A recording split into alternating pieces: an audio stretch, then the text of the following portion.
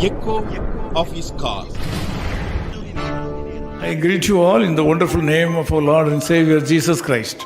आप सभी को हमारे उद्धारकर्ता प्रभु यीशु के नाम से नमस्कार।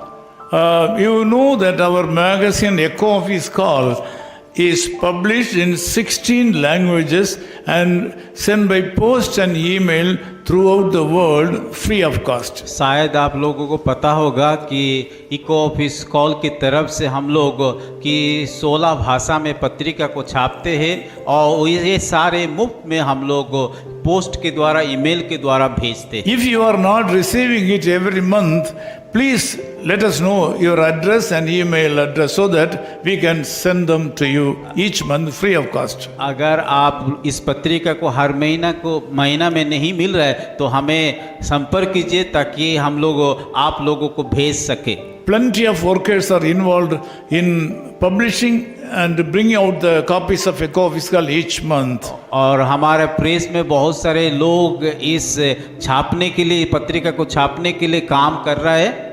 They join me in sending love to you this morning. और ये सारे लोग मिल करके आप लोगों को नमस्कार बता रहे हैं। I have been enabled by the Spirit of God to speak to you regarding prayer.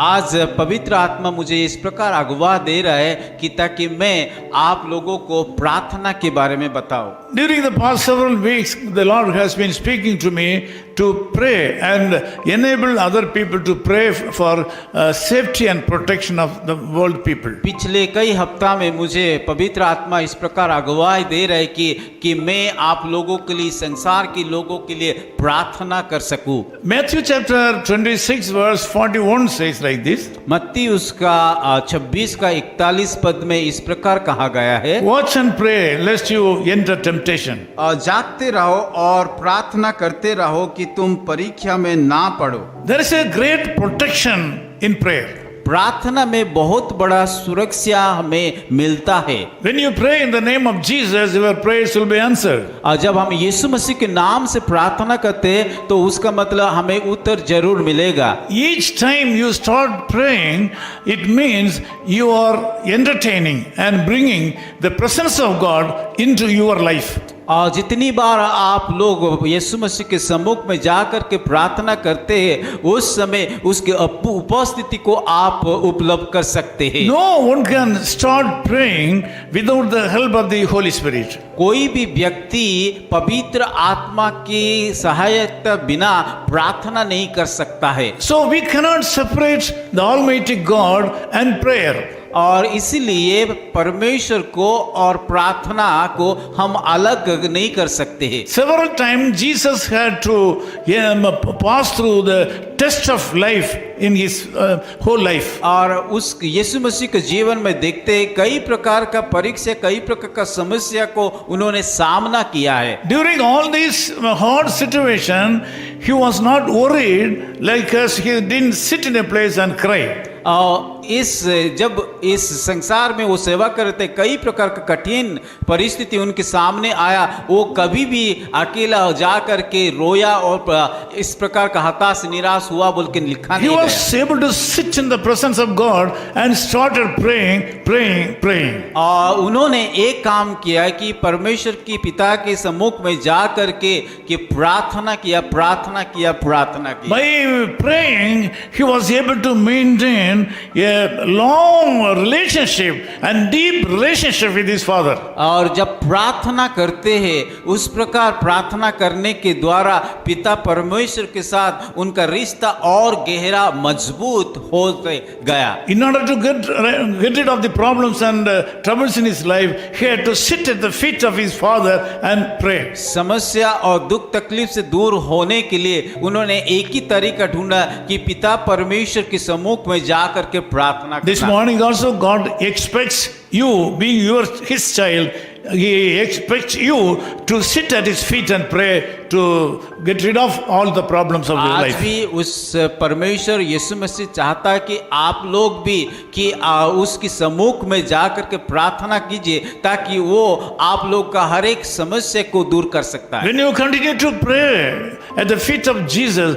you will see the problems are going away from your life. जब यीशु मसीह के पैर के नीचे आप सब लोग प्रार्थना करोगे तो धीरे धीरे अपने आप से आप लोगों का समस्या दूर होते जाएगा। Take a decision to pray today. इसीलिए आज सुबह निर्णय लीजिए प्रार्थना करने के लिए। Meditate the love of God throughout this day. In this day, in the end of this day, you will be able to see the problems have gone. आज दिन भर में परमेश्वर का प्रेम के बारे में मनन कीजिए और प्रार्थना में रखिए ताकि परमेश्वर आप लोगों का समस्या तकलीफ को धीरे धीरे दूर करेगा। Let us pray. आइए प्रार्थना करेंगे। Loving Father, I pray for my brothers and sisters from various parts of the world who have joined together with me in prayer. प्यारे खुदाबंद, इस समय आपके सम्मुख में आकर के कि जितने सारे भाई और बहन मेरे साथ जुड़े हैं उन सारे लोगों के लिए मैं प्रार्थना कर रहा हूँ। I feel that most of the people are not able to get away from their troubles and problems and sickness and deaths.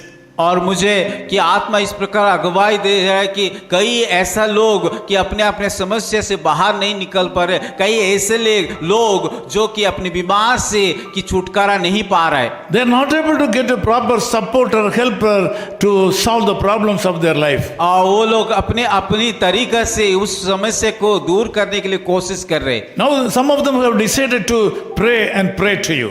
पर आज वो सारे लोग निर्णय लिया कि आपके सम्मुख में उन लोगों का समस्या लेकर के प्रार्थना करने के लिए। Lord, I ask you to bless them and heal them and deliver them. प्रभु, मैं प्रार्थना करता हूँ उन सारे लोगों को आशीषित कीजिए और छुटकारा दीजिए। This day should be a day of deliverance and healing. प्रभु, आज का दिन होने पाए कि एक छुटकारा का दिन, एक चंगाई का दिन हो पाए। In Jesus' name we pray. यीशु मसीह के नाम से प्रार्थना करता हूँ।